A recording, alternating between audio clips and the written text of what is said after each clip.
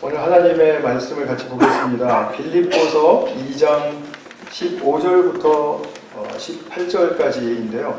우리 16절만, 우리 개정개혁으로는 16절만 우리 같이 한 목소리로 읽어보겠습니다. 시작. 생명의 말씀을 밝혀 나의 다름질이 헛되지 아니하고 수고도 헛되지 아니하므로 그리스도의 날에 내가 자랑할 것이 있게 하려 함이라. 아멘. 제가 세 번역으로는 15절부터 18절까지 읽어드리겠습니다. 그리하여 여러분은 흠이 없고 순결해져서 구부러지고 뒤틀린 세대 가운데에서 하나님의 흠없는 자녀가 되어야 합니다. 그리하면 여러분은 이 세상에서 별과 같이 빛날 것입니다. 생명의 말씀을 굳게 잡으십시오. 그리하면 내가 다름질을 한 것과 수고한 것이 헛되지 아니하여서 그리스도의 날에 내가 자랑할 수 있을 것입니다. 그리고 여러분의 믿음의 제사와 예배에 나의 피를 붓는 일이 있을지라도 나는 기뻐하고 여러분 모두와 함께 기뻐하겠습니다. 여러분도 이와 같이 기뻐하고 나와 함께 기뻐하십시오. 아멘. 네, 지난주에 읽으셨던 본문과 동일한 본문이죠. 오늘은 좀 초점을 16절 말씀, 생명의 말씀을 굳게 붙드십시오, 잡으십시오 라는 그 주제로 설교 말씀을 드리겠습니다. 들어오시면서 먼저 오늘 이 프린트물 하나씩 더 추가로 받으셨죠? 이거 없으신 분은 손을 잠깐 들어서 표시해 주시면, 네. 성가대에는 아주 많네요. 우리 좀 전달 좀 해주시겠어요? 네, 성가대. 네, 손을 들어서 표시하시면은 이제 말씀을 나눠드리도록 하겠습니다. 먼저 좀 우리가 빨리 나눠드리고 제가 말씀을 시작하도록 하죠. 네, 이쪽 성가대 이쪽에 여자분들하고요.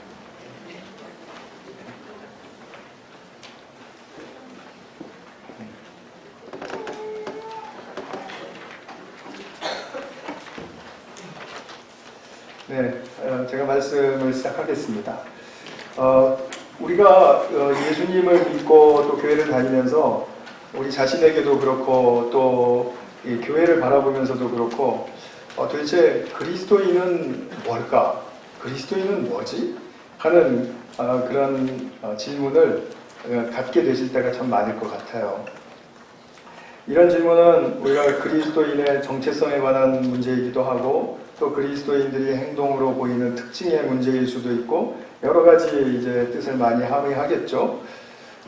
많은 사람들이 아마 각각 다른 생각들을 가지고 있고 그 다른 생각을 가지고 있다 할지라도 각자의 생각은 아마 타당성이 있을 것입니다.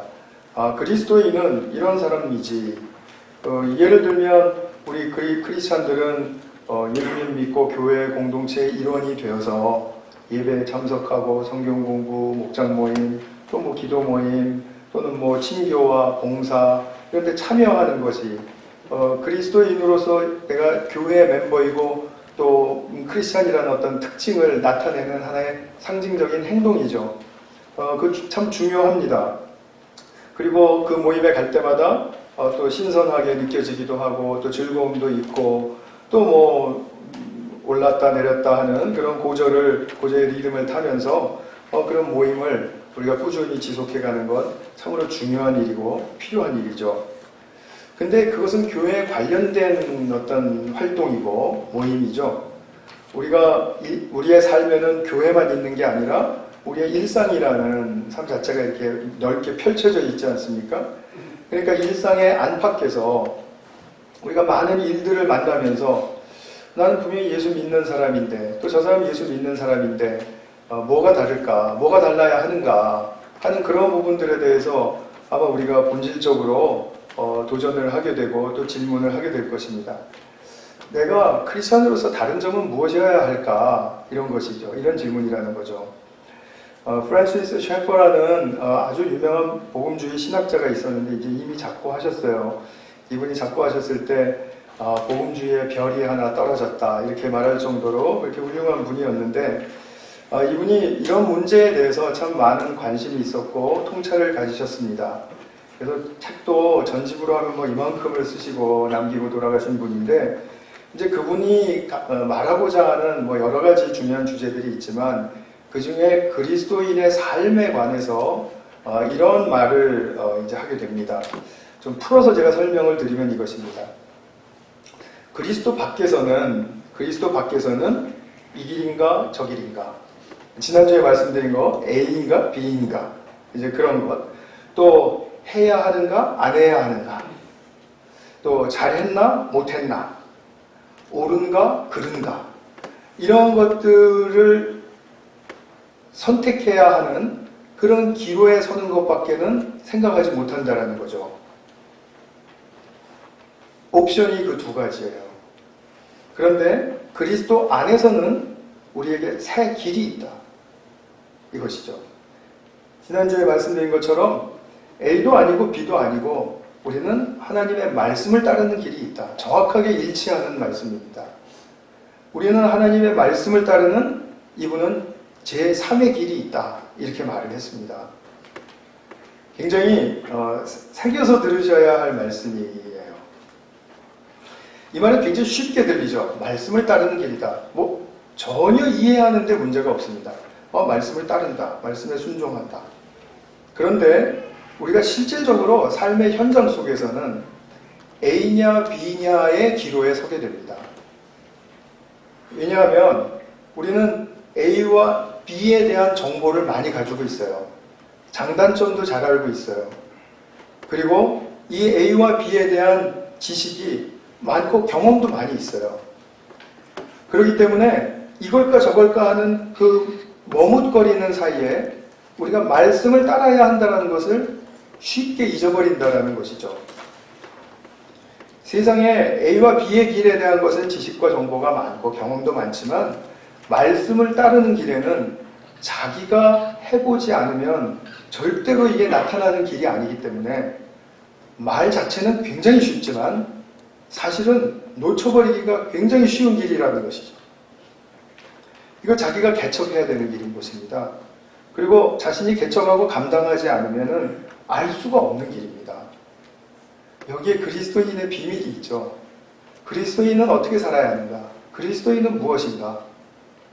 사람들이 A와 B를 고민하고 있을 때 나는 하나님의 말씀 속에서 어떻게 이 길을 찾을 것인가? 물론 A와 B를 완전히 떠나버리라는 건 아닙니다.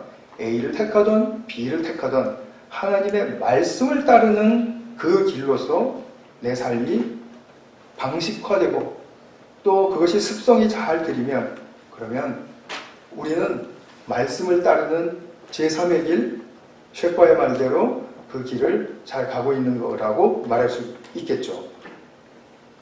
그리스도인들에게는 이렇게 자신만이 걸어가야 할 말씀의 길이 열려 있습니다. 이거는 제가 개인주의적인 측면에서 그것을 강조하는 말이 전혀 아닙니다. 교회 생활하면서 우리가 설교 말씀을 지금처럼 듣든지 또 성경 공부를 하든지 또 나눔을 하든지 할 때 그 말을 이렇게 듣다 보면은 나의 삶의 방향을 어떻게 잡아야 되겠구나, 내가 이렇게 생각했던 거를 이런 방식으로 좀 바꿔야 되겠구나 하는 힌트를 얻게 되죠. 그래서 교회 안에서의 말씀들, 이렇게 들려지는 말씀들은, 그리고 나누어지는 말씀들은 나의 삶의 방향을 체크하는 데 주로 많이 도움이 돼요. 그런데 내가 구체적으로 나의 삶에서 말씀을 따르는 길을 살고자 한다면 지금 내가 말씀을 직접 대하지 않고 말씀을 기억하지도 못하고 그리고 말씀을 따라가는 것조차 인식하지 못하고 있다면 그러면 그 길은 열리는 게 아니죠. 그래서 나의 구체적인 삶 속에서 말씀을 따르는 길을 산다라는 것은 내가 꼭 나의 상황 속에서 주어지는 나의 삶을 살아야 하는 것이기 때문에 내가 오늘 말씀을 열고 말씀을 듣고 읽고 그리고 새겨야 한다라는 그런 말입니다. 그래서 오늘 생명의 말씀을 굳게 붙들고라는 그런 사도의 권유를 실질적으로 우리가 어떻게 이제 이 매일 성경, 저희는 이제 묵상 교재를 교회에서 그냥 매일 성경을 통해서 쓰고 있는데요. 이 매일 성경을 통해서 함께 실천할 수 있도록 살펴보겠습니다. 제가 드리기 전에 말씀을 드리기 전에 한번 우리 자신에 대해서 좀 생각해 볼 한 부분을 좀 짚고 넘어가겠습니다. 세상에서는 상향적인 길이 성공을 약속한다라고 믿죠. 무슨 높아져야 된다, 또 많아져야 된다, 뭐 이런 얘기죠. 그런데 예수님은 낮아짐의 길을 가셨다고 했죠. 낮아짐의 길을 가셨으면 세상이 말하는 상향적인 길과는 반대가 되는 길이잖아요. 그래서 굉장히 이게 대치가 됩니다. 그래서 이런 대치가 되는 말씀을 저희 힘있게 하면 그러면은 마치 그 말이 어떻게 들리냐면 내가 승진도 포기해야 되는구나. 내가 학위 받는 것도 그럼 그만둬야 되나? 그리고 내가 돈 버는 것도 내가 이제 그만인가? 이렇게 생각하기, 극단적으로 이렇게 생각하기가 쉬워요. 그러나 그런 말이 아닙니다. 그런 말이 아니고 그 포기하는 것만이 미덕이라는 말이 아니라 중요한 것은 내가 어떤 직위에 있던 어떤 자리에 있던 그 현재의 자리에서 하나님 말씀에 내 자신을 낮추는 그런 그리스도의 길을 따르라는 것입니다. 그러니까 하나님 말씀을 듣지 않으면 자신을 낮출 수 있는 길이 보이지를 않는 거죠. 그리고 그냥 성품상 이렇게 겸손한 그것으로 자기를 낮아졌다고 생각을 하는데 천만의 말씀이죠. 그런 것은 전혀 여기서 말하는 낮아짐의 한 1% 정도밖에 차지 못합니다. 그래서 아버지의 뜻에 순종하는 것이 가장 중요한 핵심이다. 그죠? 그렇기 때문에 우리에게 말씀이 필요하다. 이거죠. 그래서 매일 이 생명의 말씀을 한마디라도, 한 단어라도 내가 마음에 기억하고 또 곱씹는, 반추하는, 묵상하고 또 영어로는 메디테이션이라고 쓰지만 루미네이션이라는 말로도 쓸 수 있고요. 컨템플레이션이라는 말로도 쓸 수 있고 여러 가지 말이 있는데 하여튼 그렇게 말씀을 곱씹는, 반추하는 훈련이 필요하다는 것입니다. 근데 우리의 삶의 동기를 부여하는 게 우리 내면에 있죠. 우리의 생각입니다. 우리의 관점이고 생각입니다. 근데 우리가 이 생각의 그 영역을 좀 나누어서 크게 좀 살펴보면 우리가 이래요. 일이나 관심 영역에 몰두할 때 그 집중력, 그 생각의 영역, 집중하는 생각의 영역은 아주 멋있죠. 요즘 이런 거를 뭐라 그러는지 아십니까? 뇌색이다 그럽니다. 뇌색. 뇌가 섹시하다. 그래서 제가 너무 많은 걸 가르쳐 드리는 것 같아요. 일이나 관심 영역에 몰두할 때 그 생각의 영역이 있죠. 또 두 번째로는 우리가 늘상 사람을 만나고 사건을 만나고 하게 되는데 그 만날 때마다 내가 어떻게 대처해야 할까? 내가 어떻게 이걸 풀어가야 할까? 하는 그런 또 자기 나름대로 대처하는 또는 방어하는 또는 잘 되게 하고 싶은 그런 생각의 영역이 또 있죠. 또 세 번째로는 혼자서 남겨졌을 때 이 생각 저 생각하는 또 상념의 시간이 있죠. 그 다음에 네 번째로는 자기도 모르게 들어오는 잡념이 있죠. 근데 나는 잡념이 없다라고 하시는 분은 이런 분이 있으면 큰일 납니다. 병원 가셔야 됩니다. 잡념은 피해갈 수가 없는 것이죠. 그래서 우리 끝에서부터 보게 되면 잡념의 침투를 이건 굉장히 제어하기가 어려운 걸로 인정을 하셔야 돼요. 근데 이것을 이기는 가장 좋은 방법은 그냥 흘러가게 하는 것입니다. 자기의 삶을 살아가면서 흘러가게 하는 것이 가장 좋은 잡념을 제거하는 방법입니다. 꼭 잔디밭에 비유하면 잡초 같아요. 잡초 절대로 안 없어지지 않습니까? 그런 거죠. 그래서 제어하기 어렵다는 걸 인정하셔야 됩니다. 그 다음에 홀로 갖는 그런 상념의 시간, 걱정하는 것도 있을 수 있고, 자기 나름대로 계획하는 시간, 또는 뭐에 대해서 또 평가하고 판단하는 시간, 이런 다 있을 수 있죠. 필요해요. 그런데 자기중심적인 한계를 넘어가지 못해요. 그렇죠? 내 생각이 아무리 좋은 생각이 나도 그건 내 생각이에요. 내 중심적인 생각이라 이런 말씀이죠. 그런 한계가 있습니다. 세 번째로는 확 올라가 버렸네요. 너무 많이 가버렸네요. 사람 상황을 만날 때 대처하는 생각, 이런 것들은 자기가 지금까지 가져왔던 습성과 그리고 방식에 많이 의존하죠. 그래서 사람은 왜 잘 안 변한다고 하는 말이 여기서 나오죠. 그죠? 그 사람 대하는 태도, 뭐 말하는 태도, 또 뭐 이렇게 뭐 말할 때 이렇게 논리를 펴가고 뭐 하는 거 그 뒤에도 나오지만 그런 것들 이렇게 보면은 사람은 자기 습성과 방식대로 가게 돼 있어요. 필요합니다. 필요하지만 이것도 역시 자기중심적인 그 테두리를 벗어나지 못합니다. 일이나 관심 영역에 몰두할 때 그때 우리 논리가 발달되죠. 흔히 우리 교육에서 많이 사용하는 방법이죠. 교육에서 이 부분을 많이 발전시켜 주기를 원하지 않습니까?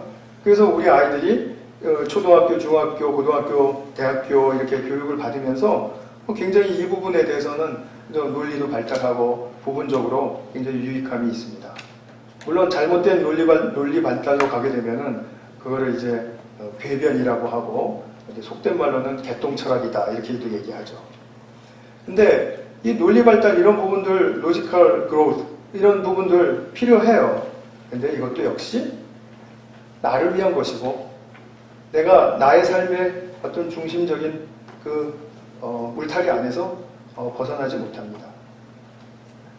다 이것이 우리가 갖고 있는 생각의 세계들이죠. 생각의 영역입니다. 그런데 모두 이렇게 인간의 한계 안에서 살아가게 되면 우리는 진리가 있는 것은 알지만 크리스찬으로서 진리의 삶이 있다라는 것은 알지만 진리의 삶으로 들어가는 것은 되게 어렵게 되죠. 그죠? 자기 생각이 이렇게 지배를 하고 있으니까 내가 진리의 삶으로 어떻게 나가야 되겠다라는 게 굉장히 힘들지 않겠습니까? 그리고 사실 진리의 길로 들어가는 데에는 굉장한 내적인 에너지가 소모가 됩니다. 왜냐하면 내가 여태까지 살아왔던 방식과 그리고 생각하던 습성과 나의 논리 체계와 이런 것들을 거슬러야 하는 때가 참 많거든요. 그렇기 때문에 나 스스로 내적인 갈등을 많이 겪게 돼요. 사랑해라, 인내해라, 충성해라, 온유해라, 뭐 이런 양선해라, 이런 기타 등등 이것을 내가 지금 가지고 있는 저 위에 저 네 가지의 생각 영역 안에서만 실현하려고 한다면 그것도 역시 내 행동은 그냥 내 생각에서 나온 행동이고 그건 내 중심적인 그런 어떤 울타리를 벗어날 수가 없지 않습니까?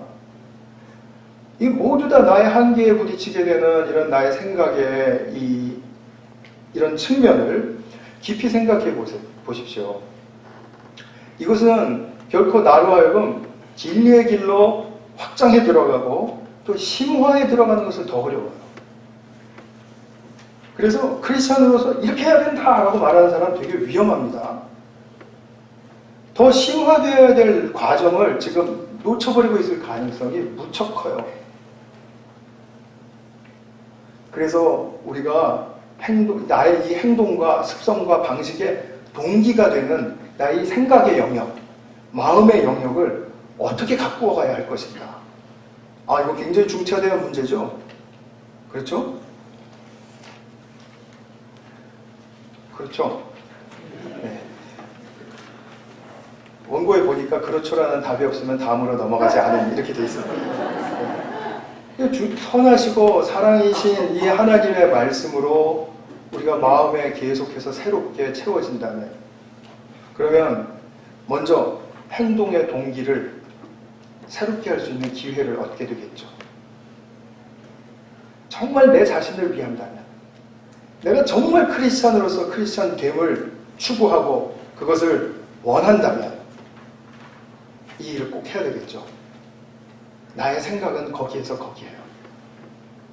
나의 생각에서 새로운 것이 나오지 않습니다. 물론 잘 훈련된 사람은 많은 사람들에게 유익을 주기도 하면서 그렇게 도움이 되는 그런 삶을 살 수 있습니다. 그러나 많은 사람들은 여기에 대해서 한계를 느낄 것입니다. 그래서 우리가 선한 동기가 있어야 되고 또 선한 마음이 있어야 됩니다. 근데 이것이 그래야만이 그것이 선한 행동으로 나타나는 유일한 길이기 때문에 마음은 그렇지 않은데 선한 행동을 하는 것을 위선이라고 하죠. 그죠? 그러니까 그런 위선을 하는 예수님은 되게 싫어하시지 않았습니까?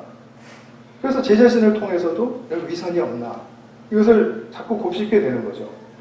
근데 위선이 없나를 알려면 말씀에 비추어야만 알 수가 있어요. 정확하게. 위선이 있는 것도 내 생각으로 비추어서 보면은 그게 또 한계가 있는 거예요.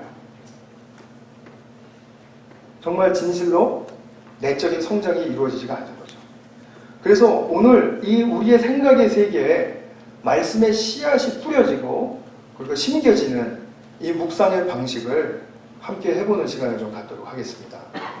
그래서 좀 오늘 연습하는 시간이 돼서 지금 이렇게 프린트물을 나눠드린 것입니다. 우리 교회에서 좀 전에 말씀드린 것처럼 제가 성서유인위원회에서 나온 사람이 아니고요. 이것을 지금 20수년째 사용하고 있습니다. 다른 좋은 교재들도 있는 것을 알고 있습니다. 그러나 우리 교회에서 이제 오래 신앙생활을 하기로 원하시고 또 이 기회에 또 큐티 교재를 바꾸고 싶다거나 아니면 큐티를 시작하거나 하는 분들은 우리 교회에 말씀하셔서 그냥 책값 그대로 그냥 받고 여러분들에게 이제 전해드리고 있으니까 그렇게 많이 잘 편안하게 편리하게 활용하실 수가 있습니다. 한 권에 2달치 분량이 들어가 있어요. 그래서 이 성경을 읽고 묵상하도록 이렇게 잘 디자인이 되어 있습니다. 물론 성경만 보시고 해도 돼요.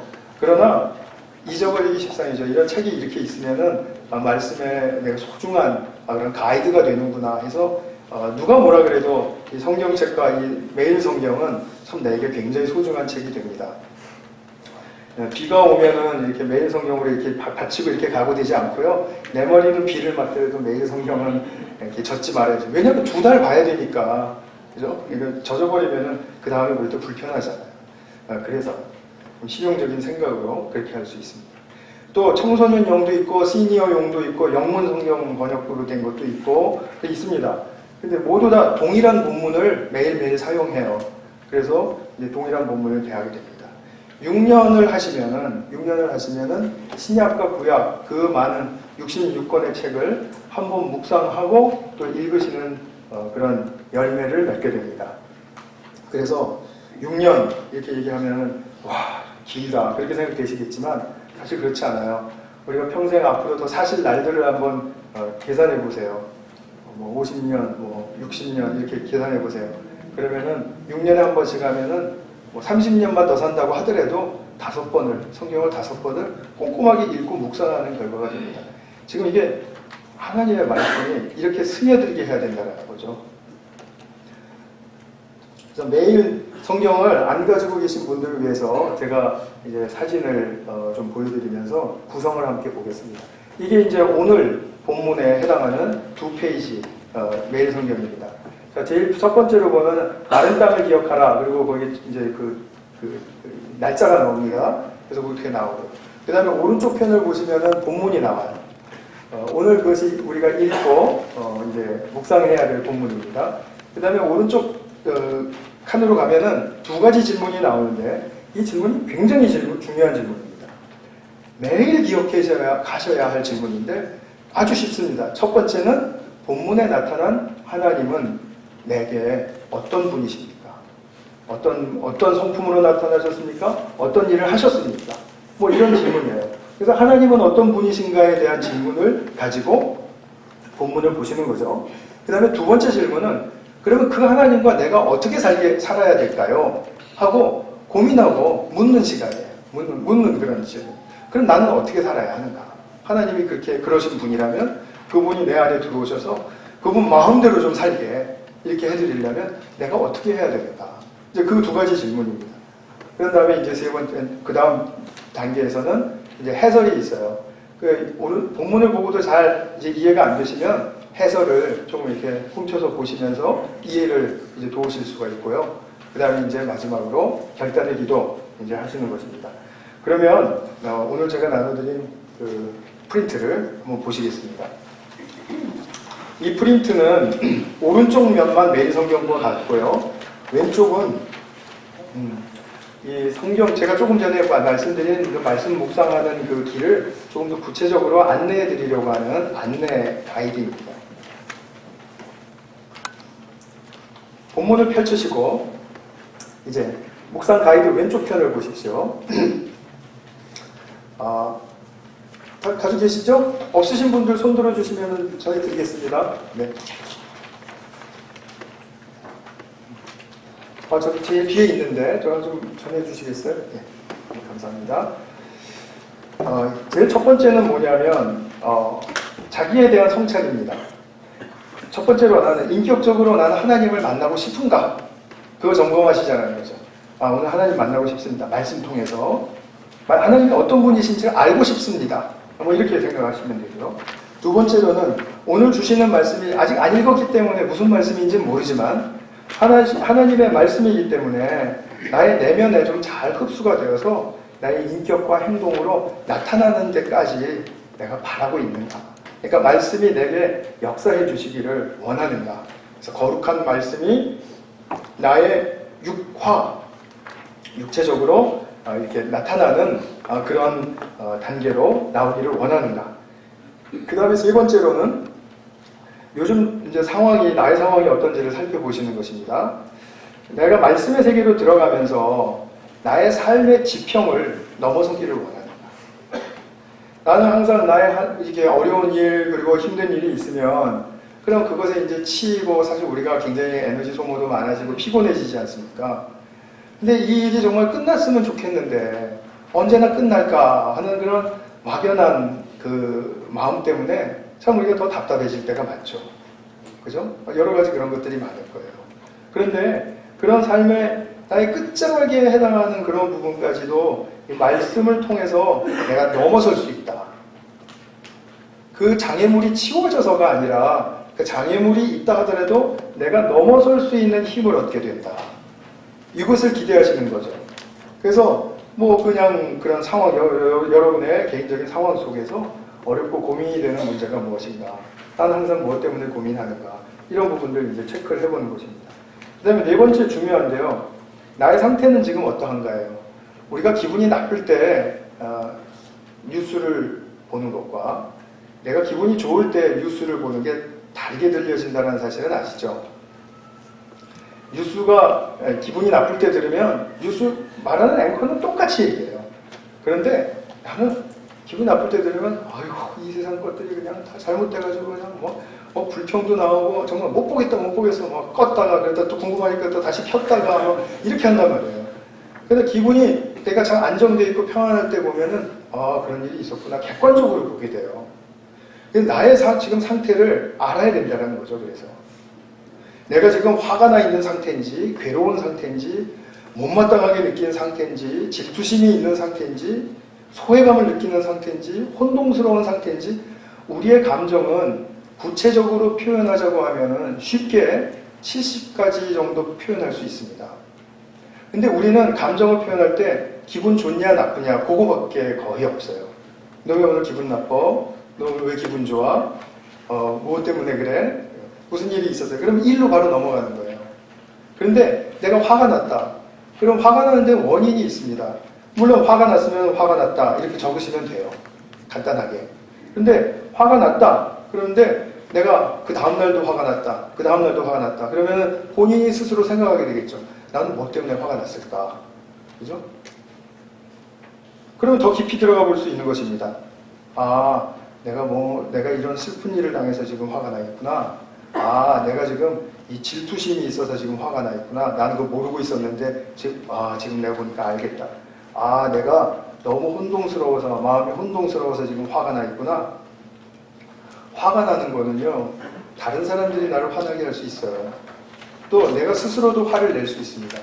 화를 내는 것 자체가 나쁜 것이 전혀 아닙니다. 여러분.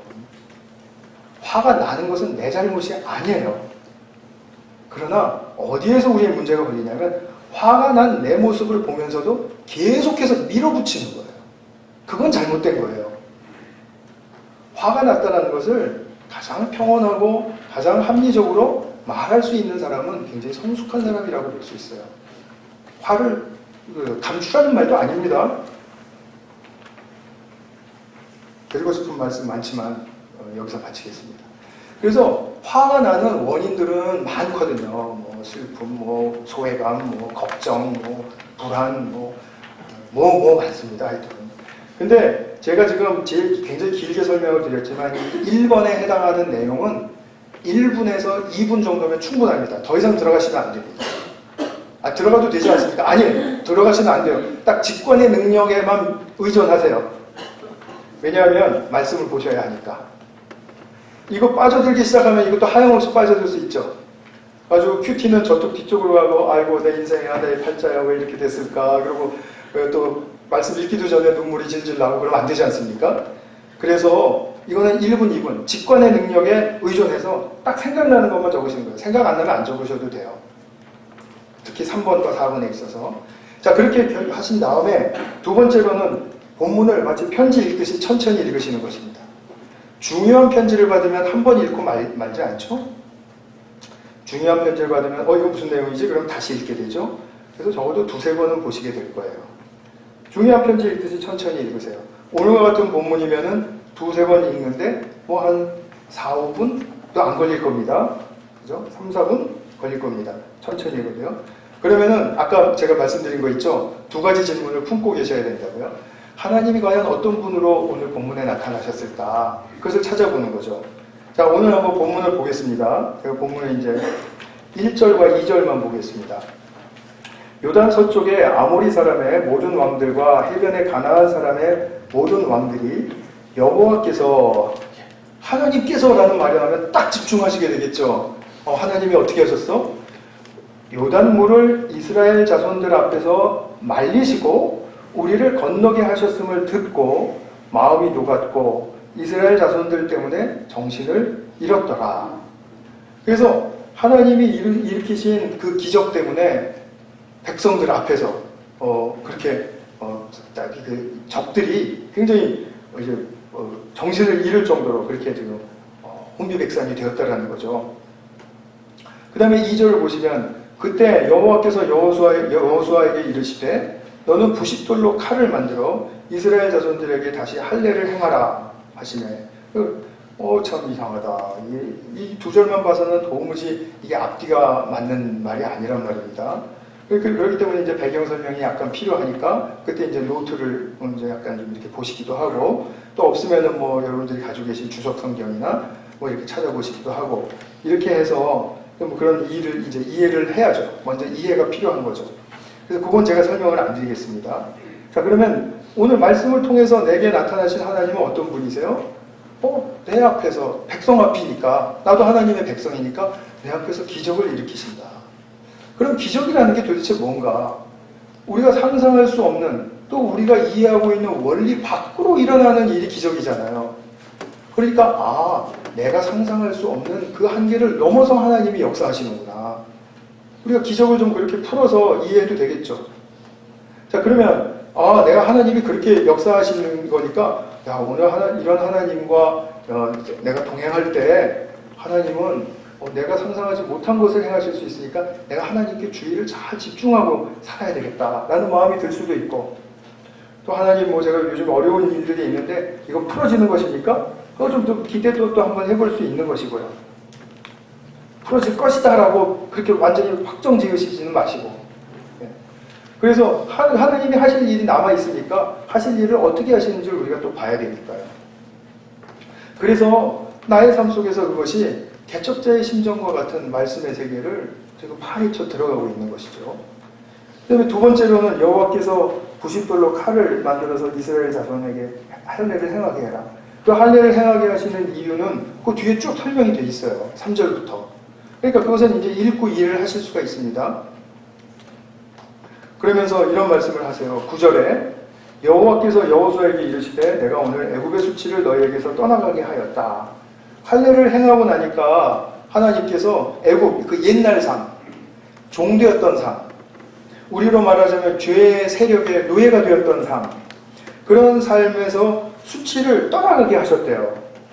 그러니까 할례를 행하게 하시는 것은 지금 피지컬리 이것은 정말 내가 행할 수 있는 것은 아니지만 내가 하나님 앞에 다시 나의 마음을 쪼개고 낮추고 그래서 비우고 그래서 하나님께 나아가면 하나님께서 나의 옛 삶으로부터 오는 수치를 떠나가게 하시는구나. 그러면 내가 옛 삶으로부터 무슨 수치를 가지고 있을까? 어떤 수치심이 있을까? 나는 무엇에 잘 수치심을 느끼는가? 이런 것들을 한번 생각해 보실 수가 있을 거예요. 그죠? 오늘 너무 많이 했어요. 세 가지나 했잖아요. 세 가지. 근데 여기서 한두 가지로만 추리셔도 돼요. 본인이 원하시는 대로. 하나님이 함께 하시니까 그렇게 하셔도 돼요. 그런 다음에 적어보는 거예요. 하나님이 어떤 분이신가 이렇게 자기 말로 적어보는 거예요. 오른쪽 공란이 있으니까. 그 다음에 나에게 주시는 교훈은 무엇입니까? 내가 오늘 정신 바짝 차리고 하나님이 무슨 말씀하시는지 무슨 일을 하시는지 내가 정말 귀 기울이고 그리고 또 목도하려고 애쓰면서 살아야 되겠다. 그러니까 하나님께 낮추는 삶이죠. 그런 삶을 딱 한 다음에 두어 가지를 한 다음에 이제 결단의 기도를 내리는 것입니다. 그래서 5번에 보시면은 왼쪽에 오늘 말씀을 통해서 하나님은 이런 분이신 줄 알게 되었습니다. 저를 사랑하시는 아버지의 뜻을 잘 따르고 제가 오늘 이런 하나님과 함께 동행하면서 살아갈 수 있도록 도와주십시오. 여기까지가 큐티 컴플리트. 완전히 완성입니다. 살지도 않았는데 큐티가 완성입니까? 아니에요. 큐티는 여기까지만 하셔도 완성이에요. 그 뒤에 따라오는 삶은 이제 내가 어떤 말씀을 받았고 또 그 말씀이 어떻게 적절하게 확대되고 이제 해석이 되어서 내게 어떤 교훈을 주는가 하는 것은 그 다음 단계에서 주님과 동행하는 역사로 넘어가야 돼요. 내 삶과 말씀을 분리시키라는 말이 아닙니다.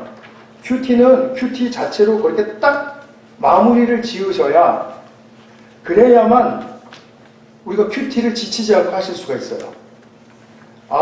그러니까 오늘 결단하였습니다. 이렇게 기도를 해놓고 근데 이게 보통 때같이 살면 또 이게 또 안 될 텐데 이런 걱정하시지 말라는 거예요. 오늘의 삶은 오늘 다 새롭게 펼쳐질 것입니다. 그렇기 때문에 내가 여태까지 어떻게 해왔든 내가 무엇을 당했든지 내가 어떤 환경 속에 있든지 오늘도 똑같을 거야 라는 그런 생각을 연이어서 부정적으로 하실 이유가 하나도 없다라는 거죠. 그렇게 해서 큐티 시간을 너무 이렇게 무의미하게 만드시면 안 된다는 거죠. 무슨 말씀인지 이해가 되십니까? 그래서 큐티는 이렇게 지금 다 하시면은 한 15분은 미니멈 걸리실 겁니다. 15분. 그래서 제가 늘 저 이제 별명이 붙을 것 같아요. 15분 목사 뭐 이래가지고. 근데 15분. 미니멈 15분은 매일 좀 할애를 해주셔야 돼요. 여태까지 안 하셨던 분들이 오늘 새로 소개를 받으셨다라든지 정말 축하드립니다. 소개받기 그렇게 쉽지 않은 일인데 좋은 일이고요. 그래서 멈추셨던 분들이 있으면 오늘 좀 작정을 좀 하시기 바랍니다. 이따 기도 시간에. 그래서 내가 앞으로 한 달은 정말 쉬지 않고 해보겠습니다. 한 달은 정말 내가 꼭 15분 시간 내서 쉬지 않고 해보겠습니다. 라는 결단을 하시고 한 달 해보세요. 어떠한 새로운 삶이 펼쳐지는지는 나중에 간증해 주세요. 저는 분명하게 믿습니다. 하나님의 말씀은 생명의 말씀입니다. 그럼 오늘 본문에도 생명의 말씀을 굳게 잡으라고 그러지 않습니까? 지금 우리가 생명의 말씀을 굳게 잡는 그런 방식을 한번 그냥 우리 교회가 하는 방식으로 지금 익혀진 방식으로 한번 해보신 거예요. 꼭 15분 할애하셔서 하시기 바랍니다. 그러면 점차 가면서 내가 이제 나이도 들었고 크리스찬으로서 이렇게 살았는데 내가 더 배울 게 있을까? 하나님 말씀은 끝이 없습니다. 그러니까 여러분 좀 겸손하게 마음을 가지시고 15분 큐티 꼭 한번 해보세요.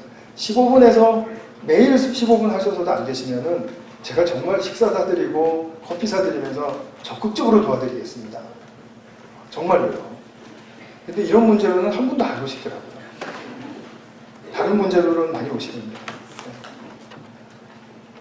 어떻게 생각하세요? 이런 문제로 저를 좀 만나주시면 도움이 될 거라고 생각이 되십니까? 네. 반 정도밖에 안 되는 거 같아요. 좋습니다. 어쨌든 다 그러신 줄 제가 속으로는 그러신 줄 믿습니다. 그래서 우리가 그리스도를 따라간다. 예수를 믿는 사람으로서 예수님을 따라간다. 그리스도의 길. 그것은 말씀의 길입니다. 이렇게 오늘 큐티 하시고 콰이어 타임이에요. 큐티는 콰이어 타임. 나 혼자 조용한 시간을 말씀과 함께 갖는다는 것입니다. 그래서 큐티 하시고 말씀을 읽으셨으니까 그냥 말씀을 따라간다. 그게 그리스도의 길이에요. 내 안에 계신 그리스도가 그거를 살기를 너무 기뻐하시고 우리를 도와주시기를 원합니다. 그래서 내가 그리스도인으로 산다는 것은 반드시 이 말씀이 나의 인생의 양분이 돼야 돼요. 말씀이 씨앗이 되고 양분이 돼야 됩니다. 그래서 이제 양분을 자꾸, 이 씨앗을 자꾸 우리에게 뿌리고, 그리고 심고, 그리고 또 더해지는 말씀으로 또 그 양분이 되게 하고, 이렇게 내 마음속에 그러면 겉으로 드러나는 건 아무것도 없죠. 그러나 어느 날 그 말씀에 싹이 나고, 줄기가 나고, 이런 날이 분명히 오죠. 그죠? 심자마자 딱 일어나는 경우는 없어요. 그죠? 원리가 그렇지 않습니까? 모든 세상의 원리가 그래요. 그래서 말씀이 내 안에 씨로 뿌려지면은 그것이 언젠가 싹이 날 날이 온다. 줄기 나고, 그 다음에 꽃을 피우고, 그 다음에 열매 맺고, 그 열매가 또 우리 다 같이 나누어지고, 막, 그러면 얼마나 그것이 신나고, 정말 의미 있고 가치 있는 그 크리스찬으로서의 삶이 되겠습니까? 그래서 삶의 행동은 제가 앞서 말씀드린 대로 생각대로 사는 게 아닙니다. 나의 생각대로 사는 게 아닙니다. 말씀을 담고 새기고 그 말씀의 뜻대로 순종하여 사는 것을 말합니다. 내가 아무리 지금 중요한 사안이 있다 할지라도 나의 성품이 그렇게 나타나지 않고 하나님의 성품을 닮지, 내가 분명히 하나님의 성품을 말씀을 통해서 배웠는데도 그렇게 나타나지 않는다면 그 사안이 아무리 중요하더라도 정말 뭐 천지가 개벽을 한다 하더라도 오늘 내가 사는 크리스찬으로서의 바른 길은 그것을 내가 어떻게 해서든지 좋은 길로 결정을 해야 되겠다가 아니라 어떻게 해서든지 내가 하나님께 말씀의 씨앗이 자라가게 하는 사람이 되어야 하겠다. 이것이 바로 크리스찬의 아주 소중한 결단이고 그리고 의미 부여이고 그 안에서 온전한 가치를 찾게 되는 것입니다. 순종하려고 할 때 하나님의 말씀을 듣고 행하려고 할 때 결코 쉽지 않습니다. 내가 저절로 말씀을 지킬 수 있는 사람이라고 전혀 생각이 안 되시겠죠. 당연한 거라고 저는 믿어요. 나는 자연스럽게 말씀을 지키는 사람입니까? 손 한번 들어보십시오. 아닙니다. 여기 있는 한 사람도 예외 없이 말씀을 따르고 순종하려는 것은 정말 그건 되게 힘든 일이에요. 왜냐하면 내가 여태까지 살아왔던 본성과 사고방식과 이런 습관과 이런 것들을 다 하나씩 거슬러 가야 되기 때문에 그래요. 어쩔 수 없이 힘든 일입니다. 그렇기 때문에 우리는 자꾸 이거냐 저거냐에 매달리게 돼요. 그러다 보면 자기 성품이 망가지는 것도 모르고 그냥 택해서 하면은 잘 되는 건 줄 알고 또 실패하면 뭐 아니면 됐고 뭐 이런 식이고 굉장히 우리가 세상에서 배우는 삶의 습성을 그대로 닮아가면서 살면은 그 올무에 빠질 수밖에 없다는 것입니다. 많은 내적인 내 속에서 나만이 알고 있는 내적인 갈등을 감수하셔야 됩니다. 각오하셔야 됩니다. 그리고 그것이 나의 본성이 얼마나 말씀에 저항하는가를 발견하실 때 내가 얼마나 하나님의 선하신 또 사랑의 그 말씀에 거스르는 죄성을 아직도 가지고 있는가 거기에 대해서 통찰하셔야 됩니다. 하나님의 말씀을 거스르는 나의 본성은 죄입니다. 내가 그렇지만 그 죄인 줄을 알면서도 그것을 극복하고 내가 주님의 말씀에 한 걸음 순종하는 것. 그것은 정말 주님께서 너무나 기뻐하시는 장한 그리고 자랑스러운 내 아들이고 내 딸로 칭찬받는 길인 것이죠. 우리가 뭘 해서 주님께 칭찬받는 게 아니에요. 이런 말씀에 순종하려고 하는 내 자신의 그 내적인 씨름을 나의 골방에서 이것을 큐티하고 그리고 주님과 함께 씨름할 때 주님 그것을 너무 기쁘게 여기시고 어여쁘게 여기신다는 말씀입니다. 거기에서 진짜 주님과의 교제가 싹 트는 것이고 거기서 진짜 주님의 살아계신 그 생명의 힘을 느끼는 것이고 그 힘이 나의 힘이구나를 확신하게 되는 것이죠. 크리스찬의 삶은 절대로 행동에 제약되지 않습니다. 먼저 마음의 동기와 생각의 세계가 바뀌어져야 되는 것입니다. 자, 그러면 우리가 교회 생활하면서 이제 봉사하고 섬김을 해요. 그러면서 이때 지금 이 낮아짐을 배우고 말씀에 순종하는 것을 프랙티스 하는 거예요. 잘 안 될 때도 있겠죠? 용기가 안 날 때도 있겠죠? 그러나 우리 다 같은 식구니까 조금 내가 실수해도 말씀대로 하려다가 실수를 해도 그래도 좀 예쁘게 봐주겠지 하는 그런 심정으로 너무 이렇게 남인 것처럼 이렇게 하시지 마시고 우리 가족이니까 그럼 또 이렇게 또 나누실 수 있지 않겠어요? 내가 요즘 참 말씀의 씨름에 나의 이런 본성과 거스리느라고 참 많이 힘든데 내가 한번 이렇게 해보는데 좀 많이 기도해 주세요. 정말 기도 부탁다운 기도 부탁이죠. 그럴 때 말씀이 우리의 봉사와 섬김과 조화를 이룰 때 이렇게 교회는 정말 가장 아름다운 꽃을 피워냅니다. 삶의 활력을 얻게 됩니다. 누가 뭐라고 안 하고 프로그램 해서 막 끌고 안 가고 무슨 이런 거창한 목표를 제시하고 막 이렇게 하고 안 해도 교회가 진실로 힘이 있어 되는 길이 바로 여기에 있습니다. 말씀입니다. 그래서 내가 말씀을 맺으면서 17절, 18절을 한번 다시 읽어드리겠습니다. 그리고 여러분의 믿음의 제사와 예배에 나의 피를 붓는 일이 있을지라도 자기 생명의 마지막을 다하는 그 자기의 온전한 헌신이 여러분들께 있을지라도 그러니까 죽음이 여러분들 앞에 있을지라도 나는 기뻐하고 여러분 모두와 함께 기뻐하겠습니다. 여러분도 이와 같이 기뻐하고 나와 함께 기뻐하십시오. 여기서 기쁨이 온다는 겁니다. 생명의 말씀 굳게 붙들 때 그리고 그것이 예배와 또 뭐라 그랬습니까? 제사와 제사라는 용어는 예배로 대체될 수 있을 것입니다. 예배와 또 우리 봉사활동과 또 우리 교회 생활과 이런 것들을 통해서 기쁨을 누릴 수 있다는 거죠. 그래서 우리가 환경이나 우리 조건으로부터 오는 그런 기쁨이 아니라 물론 그런 기쁨도 가끔 우리에게 활력을 줍니다. 그러나 무엇보다도 우리가 말씀에 담은 우리 마음 안에서부터 솟아나는 그 기쁨의 활력을 많이 누리실 수 있는 여기 모인 모든 성도님들 되시기를 축복합니다. 우리 같이 한번 기도하겠습니다. 생명의 말씀을 붙드는 길을 우리가 함께 보셨는데요.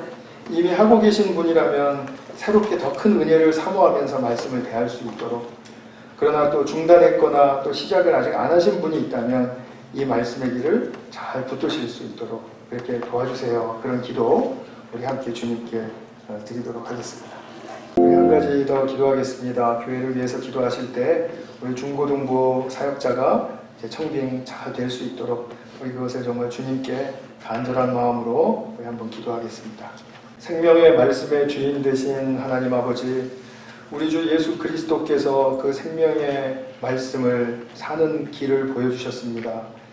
주님의 뜻에 늘 순종하기를 원하셨고 그래서 결국은 십자가에 낮아지기까지 낮추신 그분의 길을 바라볼 때 그것은 바로 성령의 말씀의 힘임을 믿습니다. 그런 성령의 말씀이 생명의 말씀이 우리에게도 이렇게 귀하게 주어져 있다는 사실은 우리에게 축복이 아닐 수가 없습니다. 우리 사랑하는 성도님들 한 분 한 분이 정말 이 생명의 말씀을 매일 조금씩이라도 붙들고 그리고 그 말씀에 따라서 한번 주님과 동행하는 삶을 살고 그리고 또 그것으로 말미암아 어떤 축복의 새 길이 열리는지를 또 체험하고 그럼으로써 말씀의 축복이 너무나도 부요하고 풍성한 그런 개인적인 삶 또 우리 교회 공동체의 삶이 이루어지게 하여 주시옵소서. 우리 구주 예수 그리스도의 이름으로 기도하였습니다. 아멘.